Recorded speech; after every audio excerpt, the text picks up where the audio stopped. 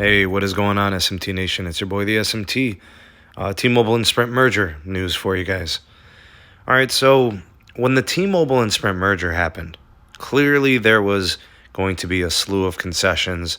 There was going to have to be some agreements that were going to be reached to protect, the American citizens when it came to antitrust and competition, as well as job promises and job commitments. And that's one thing that T-Mobile had to do. In order to get the approval from the required regulators, they had to meet these stipulations. So let's take a look at the T-Mobile and Sprint merger, job creation piece of the merger. T-Mobile promised and agreed in regulatory paces that jobs were going to be created, and that was going to be a big part of the merger. And apparently that just isn't happening as of right now. Losses are still the net, right? That's really what's happened up to this point. Thousands of jobs have been eliminated. Many of the aspects of the company have been reduced in operations, whether it's retail or it's call centers, or just jobs that were present at Sprint that are no longer there.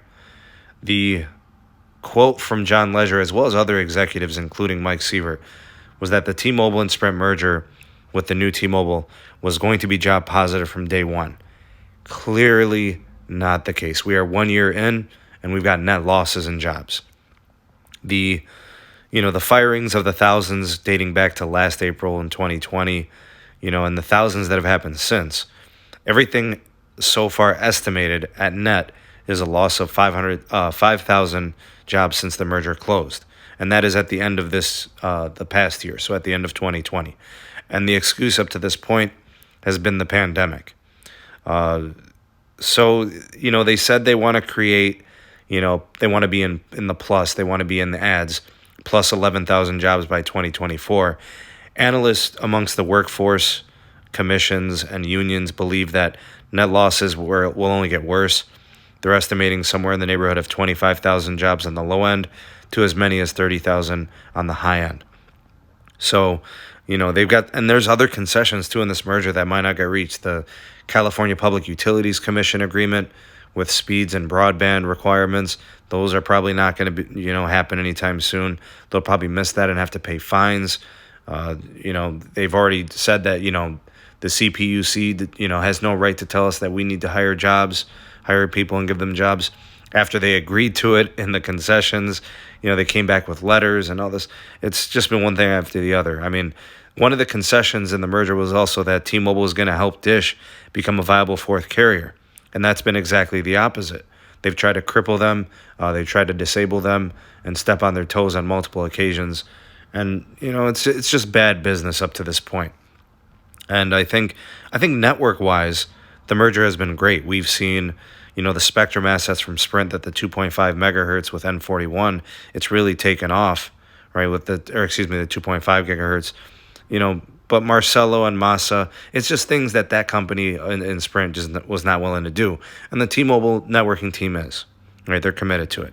But everything else in the merger has been classic carrier, classic, ginormous telecom.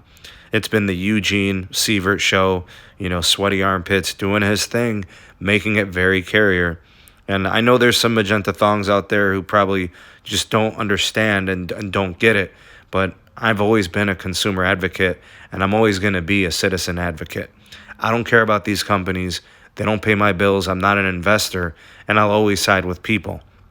So I think it's important to highlight their shortcomings in these hiring pitfalls, right? And then how they've eliminated these jobs and fired many people. So you got to call a spade a spade. A spade a spade. And we know that Eugene's obviously the head of the new T-Mobile company, and this is his doing, of course, right? He's the head of the company.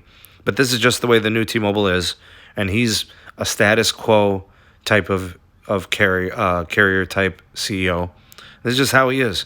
He's now part of the good old boys club, and he's going to act and move just like the other carriers do.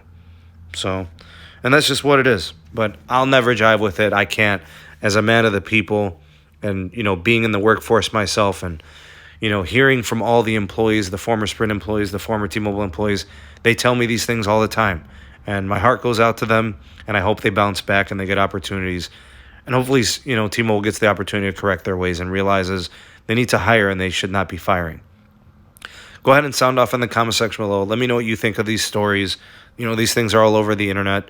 The Verge, you know, all these other outlets, they're reporting on this. It's not one group of people. It's clearly obvious, and it's affected people around the country. Sound off in the comment section below, the voice of the people, the SMT Nation. Let your voice be heard. Thank you for taking this opportunity to watch the SMT YouTube channel. If you appreciated this video, give it a like and a share to all your favorite social media platforms. Thank you in advance for that. Also, check out some of the links in the description box. We have the SMT Patreon page. We also have the Twitter handle at SneedTech. And do check out the audio-only podcast available on all the major podcast platforms. And if you are new, have not subscribed, go ahead and hit that subscribe button and activate the bell notification icon so you never miss an upload from the SMT. We'll catch you on the next video. Peace.